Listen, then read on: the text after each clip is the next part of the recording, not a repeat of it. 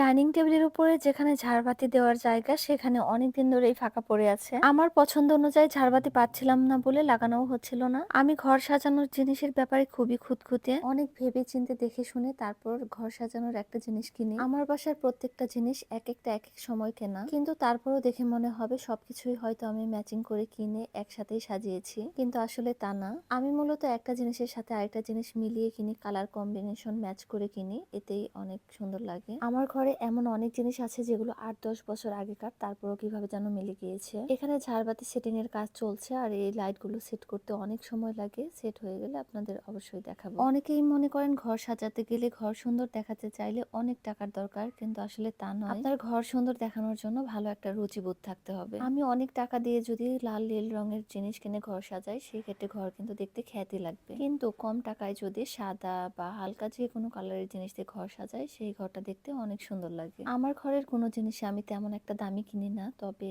Colour খুব choice করে কিনি। ঘরটা যখন আপনি সাদা, অ্যাশ, ব্রাউন এই টাইপের কালার গুলো দিয়ে সাজাবেন, ঘরটা দেখবেন এমনি ফুটে থাকবে। একটা জিনিসের কালারের উপর সৌন্দর্য অনেক ভ্যারি করে। এদিকে আমি আর বাচ্চাটা মিলে ভাইরাল আইসক্রিমের ফটোশুট ভিডিও করছিলাম। ডিসকোন মূলত যারা কফি খেতে পছন্দ করে তাদের কাছে খুবই ভালো লাগবে। আমার কাছে ডিসকোন খাবার পরে মনে হয়েছে কোল্ড কফি খাওয়া এবং ডিসকোন খাওয়া একই কথা। অনেকেই দেখছি ডিসকোন খেয়ে খেয়ে অনেক রিভিউ দিচ্ছেন, কারো কাছে খুব ভালো লেগেছে, কারো কাছে ভালো লাগেনি, তবে আমার কাছে মোটামুটি লেগেছে। এদিকে আইসক্রিম খাওয়ার পর আমার ছোট ছেলে ফ্যাট বার্ন করতে চলে এসেছে। সে মাঝে মাঝে টিভিতে এরকম এক্সারসাইজের ভিডিও দিয়ে নিজেই করে নেয়, আর সে যখন এক্সারসাইজ করে ফ্যানটাও বন্ধ করে নেয়। আমি জানি না তার এই ছোট্ট মাথায় এই জিনিসগুলো কে ঢুকিয়েছে। সে বলছিল না ঘামলে নাকি ফ্যাট বার্ন হয় না, একদম ঘেমে চুপচুপে হয়ে গিয়েছিল। তারপর আমি ফ্যানটা ছেড়ে দিলাম, কিন্তু ফ্যান দিলেও লাভ নেই, সে আবার ফ্যানটা বন্ধ করে দিবে। বাসায় আমার নাতনি বেড়াতে এসেছে, আর ও যখনই আমার বাসায় আসে তখনই আমি ওর ফটোশুট করি। ম্যাচিং ম্যাচিং সবকিছু পরিয়ে দিয়েছি, চশমাটা চোখে দিয়ে দিয়েছিলাম, কিন্তু ম্যাডাম খুলে সেটা কামড়াচ্ছে। এই বয়সী বাচ্চাদের ফটোশুট করা খুবই ঝামেলা, তারা যেন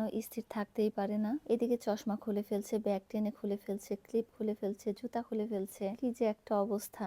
এই কস্টিউম হয়তো তার পছন্দ হয়নি, সব টেনে টুনে খুলে ফেলছে, তবে তাকে আমি ছাড়ছি না। এখন নতুন স্টাইলে ফটোশুট হবে। এতক্ষণ মাথায় চুল ছিল না, এখন চুল বানিয়ে দিয়েছি। বাচ্চা মেয়ে স্টাইলে হয়তো তার ছবি তুলতে ভালো লাগছিল না, তাই নায়িকা বানিয়ে দিলাম। নাতনি আমার ছবি তুলছিল আর মনে মনে বলছিল কি নানির পাল্লায় পড়লাম রে বাবা। নাতনি এখন ছোট, তাই বুঝতে পারছে না আমার মতো শখের নানি পাওয়া ভাগ্যের ব্যাপার। সবার কপালে এমন নানি জুটে না।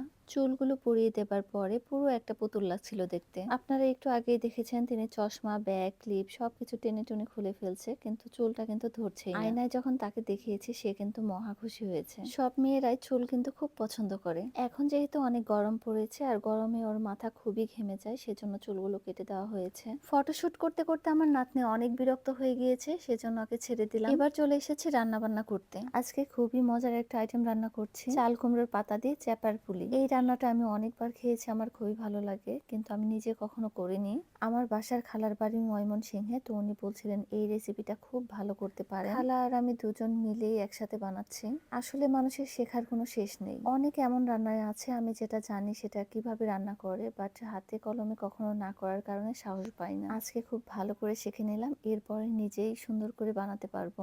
বড়াগুলো দেবার পর খুবই অল্প আঁচে ভাজতে হবে, যাতে পাতাটা পুড়ে না যায়। পাতা পুড়ে গেলে কিন্তু খেতে তিতা লাগে। আমি খুব আস্তে আস্তে সুন্দর করে ভেজে নিলাম, আর এটা ভাজার সময় এত সুন্দর স্মেল আসছিল। টেবিলে অন্য যত ধরনের মজার আইটেম থাক না কেন, এই চ্যাপার পুলি হলে আর কিছুই লাগে না। গরম ভাতের সাথে অনেক মজা লাগে খেতে। ভিডিওগুলো কিন্তু আমি আগে করেছিলাম, আর এখন যখন ভয়েস দিচ্ছি তখন দেখেই আবার খেতে ইচ্ছে করছে। আমার এই একটা সমস্যা সব সময় হয়, যখন আমি এটা ভিডিও করি সেটা তো খেয়েই ফেলি, আর যখন ভয়েস দিই তখন আবারও দেখে খেতে ইচ্ছে করে।